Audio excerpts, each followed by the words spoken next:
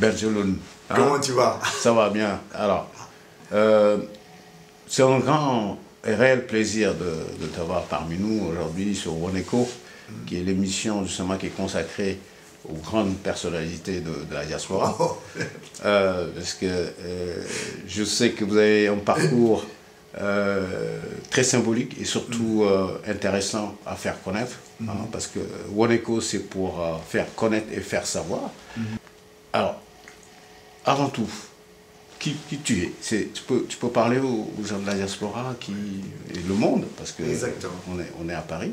Et... Mike, tu vas me permettre d'abord de saluer ton parcours et puis saluer un peu ce que tu es en train de mettre en place, qui est un grand vide au niveau de la France. Un pays de la diaspora, une des plus anciennes, sinon la plus ancienne, avec plus de, selon les chiffres, 70 000, mais on est beaucoup plus que ça.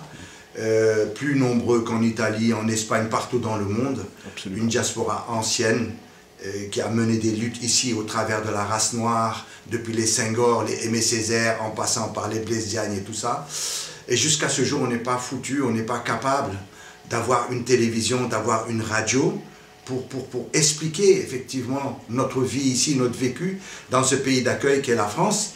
Absolument. Et aujourd'hui, tu tentes avec DSN TV, donc DSN, des diasporas, SN, la sénégalaise, ouverte à l'Afrique, ouverte à toutes les diasporas, et tu viens et tu tentes de combler ce vide. Donc pour moi, c'est un honneur que de participer à ça. C'est un honneur que de participer d'abord à une œuvre que tu es en train de mettre en place. Qui mieux que toi, qui dans les années 80 était présent ici sur le plan de la mode jusqu'à présent, un activiste incontournable, qui mieux que toi pouvait tenter de réaliser ça. Donc non seulement je te souhaite tous les succès possibles dans cette démarche, mais tu as tout mon soutien. C'est-à-dire que là où tu me demanderas d'être présent, là où tu me demanderas de t'assister pour participer, j'y serai, parce que ce n'est pas une œuvre qui t'appartient. C'est une œuvre qui appartient à toute la diaspora. Absolument. Et je t'encourage à aller dedans. Mais écoute, c'est vraiment... très touchant de l'entendre de ta part, parce que je sais que tu es aussi quelqu'un qui pense de cette façon-là, tu penses collectif, tu as toujours été là aussi pour toi et pour les autres. C'est pour ça, d'ailleurs, je tenais à ce que tu sois là aujourd'hui pour qu'on parle de qui tu es, parce que les gens te connaissent en tant que combatif, en tant que quelqu'un qui apporte des solutions, qui propose des bonnes idées, mais ils ne savent pas en fait qui est Aboubacar Bergeloun. Ton émission est intéressante, c'est-à-dire je vais m'ouvrir aujourd'hui. Voilà, parce que j'ai vraiment besoin... Aujourd'hui, on va faire ce beau aparté, pas hors champ politique, mais où les gens peut-être me comprendront un peu mieux, me connaîtront un peu mieux. Absolument. Donc, je suis sénégalais, né au Sénégal. Mon père est marocain. Il n'est pas libanais. Comme souvent, dans certaines accroches au plan politique, on me parle de libanais binofi djougé. Je ne suis pas libanais, je suis d'origine marocaine. Mon père a marié une sénégalaise, donc voilà. Et nous sommes intégrés. Je suis né à Dakar, j'ai fait du sport au Sénégal, j'ai fait du handball, j'ai été 3 fois champion avec le Dial Diop, j'habite le plateau, toute ma vie est là-bas, et je n'ai quitté le Sénégal qu'à l'âge de 21 ans. Pourquoi? Parce qu'après mes études au lycée Van Vollenhoven, au lycée de la Fosse, parce que je me suis tout de suite orienté vers la technique. Aussi, oui, j'ai fait le lycée de la Fosse. Et au sortir de là, j'ai fait la DCAN de Dakar, la direction des constructions et armes navales, où après effectivement mes études techniques, j'ai travaillé là-bas pour la première fois, et j'ai travaillé là-bas pendant 2 ans et demi en tant que machiniste, donc tourneur, fraiseur, alaiseur, ajusteur, tous les métiers liés à la donc tu faisais F2, tu as fait F2 voilà, j'ai fait F1. F1 plutôt, parce que moi je suis passé à de la Fosse aussi. Donc je connais, j'étais à F4-5. Avec notre secrétaire Diop, tout le monde le connaît. Donc j'ai fait de la Fosse, et puis quand j'ai terminé mes études, j'ai d'abord bossé à la direction des constructions navales, un lieu extraordinaire qui permettait à l'industrie sénégalaise d'aller de l'avant, puisqu'on recevait les gens de la sous-région, on recevait les gens de la MTOA, de la SA, toutes les boîtes venaient se former là-bas. Et en même temps, on recevait les gens du Gabon, du Congo et autres, etc., qui étaient sur les plateformes pétrolières, où ils avaient besoin d'avoir des mécaniciens, des ouvriers avec un certain niveau. Et surtout, c'était la période où le canal de Suez était fermé. Et donc les gens passaient par Dakar pour faire le carénage des bateaux et tout ça. Moi, je me souviens, je rentrais chez moi le soir, on prenait du thé et les gens venaient me prendre.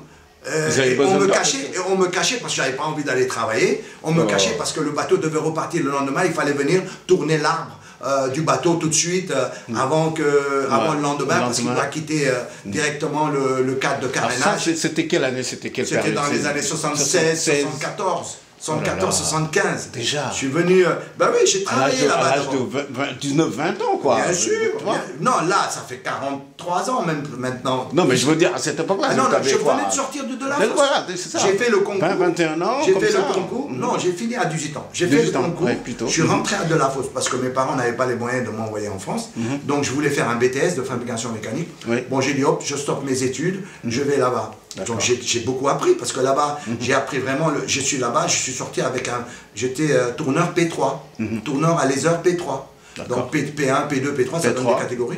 Et ici, vous avez la DCAN de Toulon, la DCAN de Brest, la DCAN, c'est des entreprises super. Donc dans la sous-région, Dakar était l'axe central. Un axe central. Et c'était extraordinaire. On faisait des LCM, on faisait des vedettes LCM pour la marine ivoirienne, la marine libérienne et tout ça. Et qu'est-ce que c'est devenu entre-temps, ce truc-là, quand les Français sont partis, c'est devenu un lieu où on réalise des cantines. Non. Mais oui, ce haut lieu de l'industrie sénégalaise est devenu un lieu où on réalise des cantines pour les marchés Sandaga et autres. Voilà ce qu'on... Bien sûr. D'accord. C'est extraordinaire. Et c'est là-bas que j'ai fait mes premières batailles, puisque je me souviens que avant, il y avait la CNTS, qui était le seul syndicat au Sénégal, où tout le monde devait y aller. C'était le syndicat qui était lié au PS d'antan, du gouvernement. Et on a créé, pas moi, mais les gens de l'opposition avaient créé un syndicat qui s'appelait l'Union des travailleurs libres du Sénégal, l'UTLS. UTLS, oui. Voilà, absolument. Et l'UTLS, et donc, quand l'UTLS avait été créé, la première section de l'UTLS, c'était là-bas, et j'en étais le responsable. Et on a été les premiers à battre Madia de la CNTS au sein de ce fleuron de l'industrie sénégalaise. Alors, il n'a jamais accepté ça. J'ai été le premier à battre Madia dans le lieu industriel le plus exposé au Sénégal. Alors, donc, et personne ne le sait, ça. Non, mais c'est beau, parce que déjà, tu es en train de nous parler... Puritain, c'était le secrétaire de l'UTLS, l'Union des travailleurs libres du Sénégal. Il est venu jusqu'à chez moi pour me féliciter. C'est beau, ça. Après Delafosse, j'étais ouvrier. Donc vous étiez ouvrier spécialisé, vous avez bossé dans le naval. Et comment c'est arrivé par la suite? Bon, vous quittez donc naturellement Dakar et vous venez donc faire vos études. Non, pourquoi je quitte Dakar? Oui, pourquoi? Je vais te le dire. C'est quoi? Je quitte Dakar parce que moi j'ai été politisé très tôt.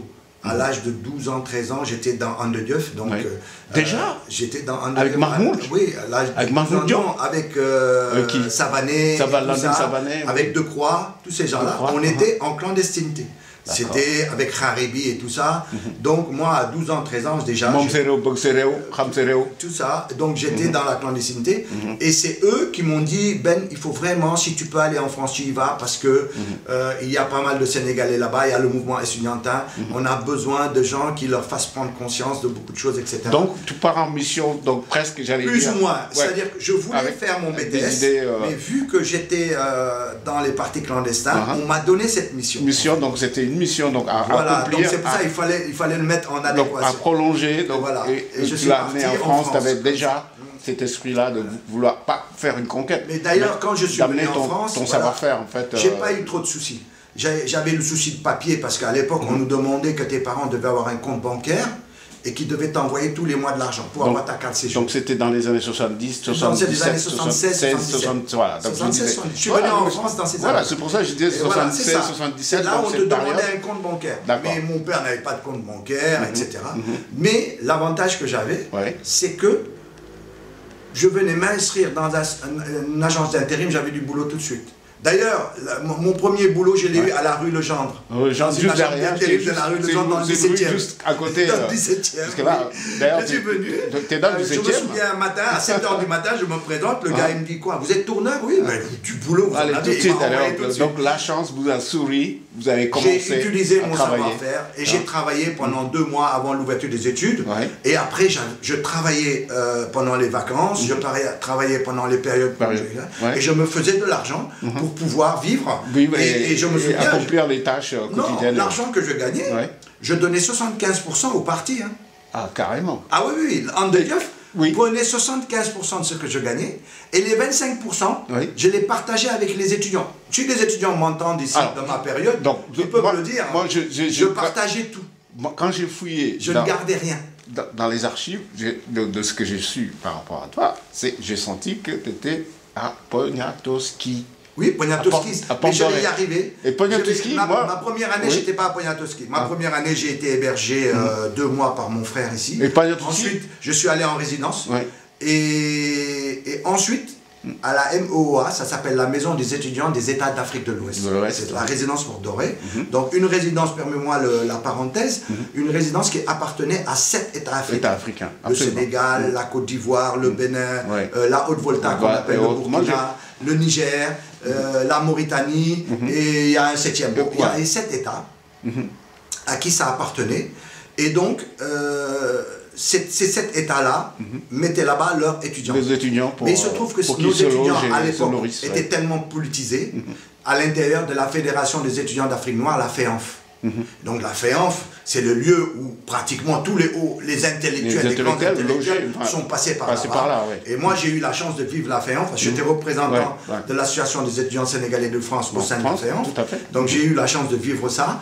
Et la FEANF a fini dans les années 83, 84. Mais justement, moi, c'est en 82, 83 que je suis venu là-bas. C'était la fin, absolument. Voilà. Et donc, à la résidence Port Doré, les États ont abandonné ça.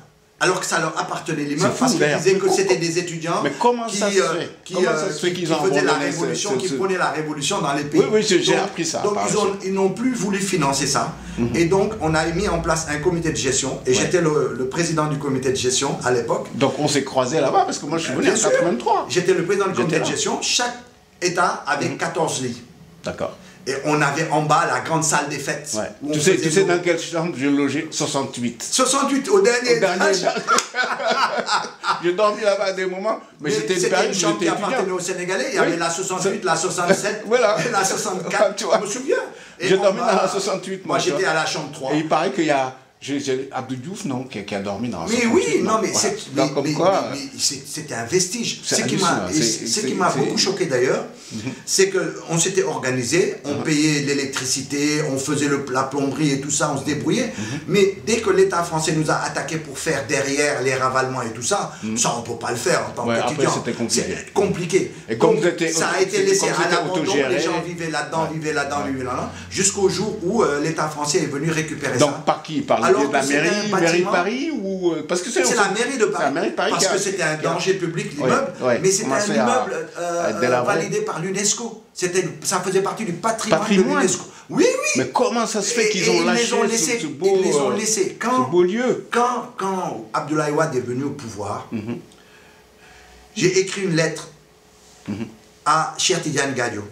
Gadio, il a habité là-bas avec moi. Mais Gadio, c'est mon ami. Oui, bien sûr. Donc, on a habité là-bas ensemble. Gadio habitait là-bas. Et je lui ai dit, Cheikh Tidiane, tu es ministre des Affaires étrangères.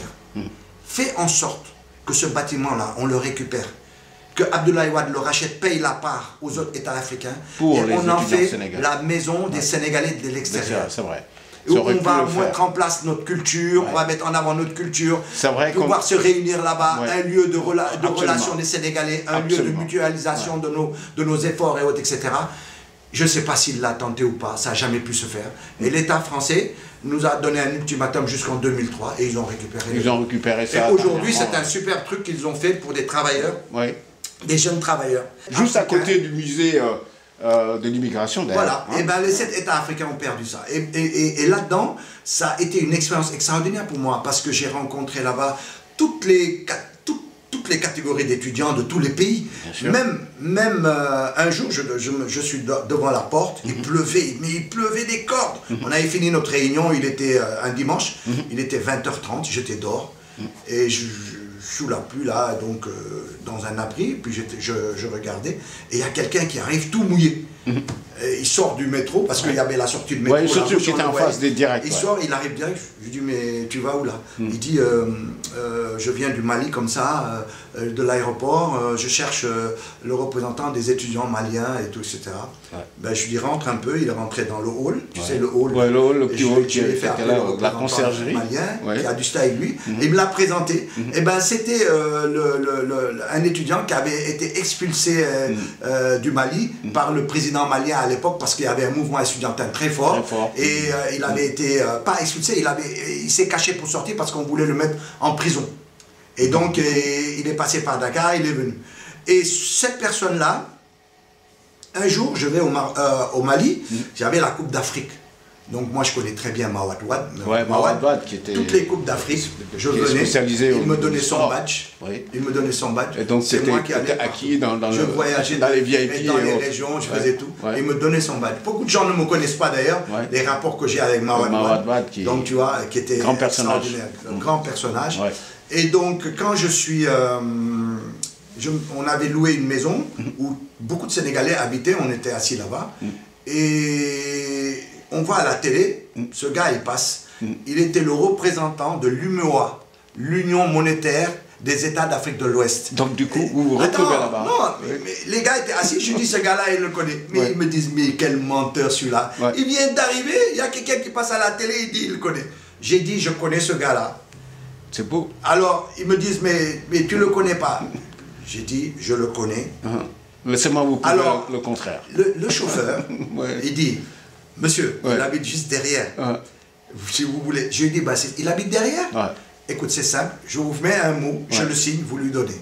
Le chauffeur. Tout le monde, on fait un pari. On lui envoie.